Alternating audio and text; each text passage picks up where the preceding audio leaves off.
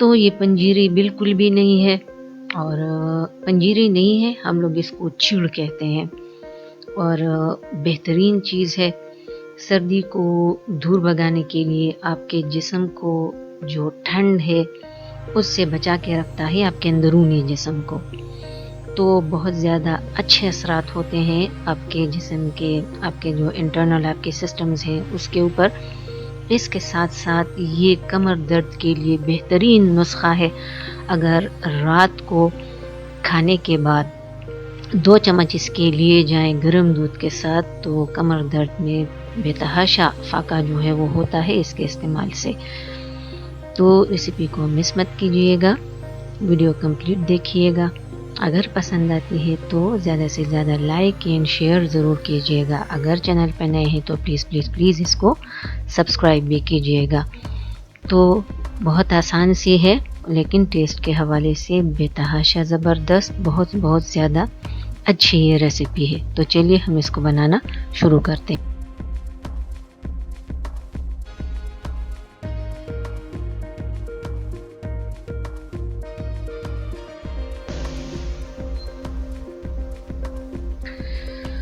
बिस्मिल्लाहिर्रहमानिर्रहीम and welcome to my channel.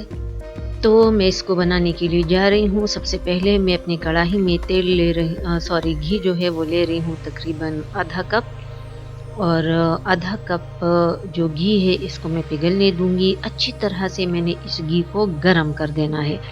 जब ये गरम हो जाएगा तो इसके बाद मैं इसके दूसरे स्टेप की तरफ जाऊंगी। घी का गरम होना जो है वो ज़रूरी है।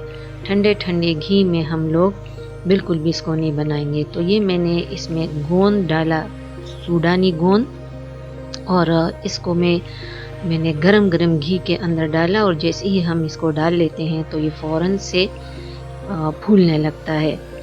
और बेहतर है कि आप लोग इसको 1-2 दिन धूप जो है उसमें रखें, तो इससे ये बहुत ज़्यादा अच्छी जो है वो फूल जाती है। आजकल चूँकि सर्दी का मौसम है, धूप इतनी ज़्यादा अच्छी नहीं होती, तो इसलिए मेरे वाले जो हैं इसमें ये देखें बाज़िक जो हैं वो नहीं फूले। तो इसको बैचेस में मैं डालूँगी। ये थोड़ा सा मैंने अभी डाला, ये फूल चुका है तो इसको मैंने निकाल लिया। और इसके बाद मैं मज़ीद जो है वो इसमें डाल के वो मैं इसमें डाल दूँगी। तो अगर मैं कप के हवाले से बात करूं तो ये मैंने तकरीबन 1/4 कप से थोड़ा सा ज़्यादा गोंद जो है वो लिया है। इस रेसिपी में गोंद का इस्तेमाल जो है वो ज़्यादा होता है। तो ये भी मैंने डाल दिया। और ये आप लोग देखें वो गरम गरम घी के अंदर जाके कितने अच्छे से ये फूल चुका है। तो मैं इसको भी निकाल लूँगी। और ये बेहतरीन चीज़ है, ये गरमाइश पहुंचाने के लिए और स्पेशली ये कमर दर्द वग़ैरह के लिए। तो अक्सर ख़वातीन को इस किस्म के मसले मसाइल जो हैं उसका सामना रहता है, तो उसके लिए बेहतरीन है। अब ये मैंने इसके अंदर 2 कप सूजी जो है वो डाल दी, और छान के इसको हमने डाल लेना है और इसको हमने अच्छी तरह से भून लेना है। तो अगर कमर दर्द जो है वो कमज़ोरी की वजह से है या थकान की वजह से है तो उससे ये सही हो जाएगी, बशर्ते कि आपके मोहरों में कोई फ़र्क जो है वो ना हो। अब जब सूजी मेरी अच्छी तरह से भुन गई तो ये 1 कप नशास्ता वो मैंने इसमें डाल दिया, और गंदम का नशास्ता।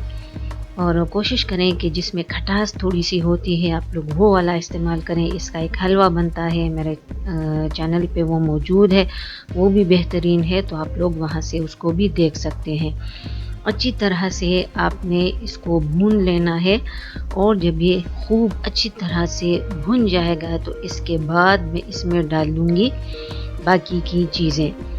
अब जब इसकी भुनाई वो तकरीबन हो गई, इसकी सौंधी सौंधी खुशबू जब आने लगी भुनी हुई सूजी की, तो मैं इसमें शामिल करने जा रही हूँ चीनी।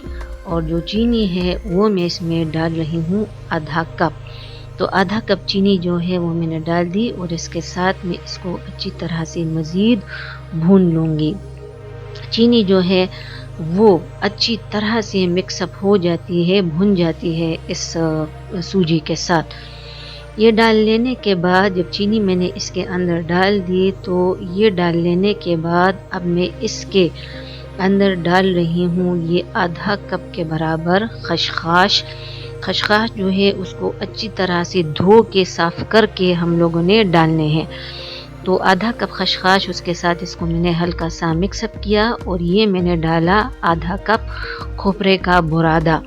अगर आप लोगों के पास कटा हुआ नारियल हो तो आप वो भी डाल सकते हैं, लेकिन खोपरे का बुरादा डालना जो है वो ज़रूरी है। तो खोपरे का बुरादा डाल लेने के बाद इसको अच्छी तरह से भूने के खोपरे की खुशबू जो है वो इसमें से आने लगे। अब ये आधा कप पानी है और ये इसकी छींटे आप लोग दें, थोड़ा थोड़ा करके आप डालें और इसको अच्छी तरह से मिक्सअप करें। सारे का सारा एक साथ नहीं डालेंगे, खूब अच्छी तरह से मिक्सअप करें। जो गुठलियाँ बन जाती हैं उसको हमवार करने की कोशिश करें और इसके बाद हमने इसमें मज़ीद जो थोड़ा सा पानी इसमें रह गया वो पानी हमने इसके अंदर शामिल कर देना है। तो अच्छी तरह से इसको आपस में मिक्सअप करें और ये बाकी का पानी भी मैंने इसमें डाल दिया और खूब अच्छी तरह से मैं इसको मिक्सअप कर लूँगी। इसके छोटे छोटे से दाने जो हैं वो इसमें बन गए। अब मैंने एक और कढ़ाई जो है वो ले ली है। इसके अंदर भी मैं तकरीबन 2-3 टेबलस्पून के बराबर घी जो है वो डाल रही हूँ और ये घी जब अच्छी तरह से गर्म हो जाएगा तो इसके बाद मैं इसमें डाल दूँगी जो हमारे पास होता है आटा।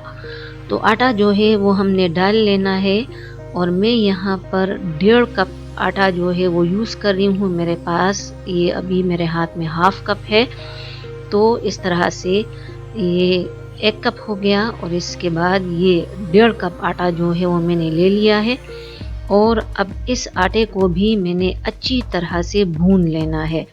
इसको हम अलग से भूनेंगे, सूजी के साथ नहीं भूनेंगे, क्योंकि हमने इसको पानी वगैरह नहीं देना, वरना तो ये हमारे चीड़ के टेक्सचर को एकदम ख़राब कर देगी। ये देखें आप लोग, इसका कलर जो है वो हल्का सा गोल्डन हो चुका है।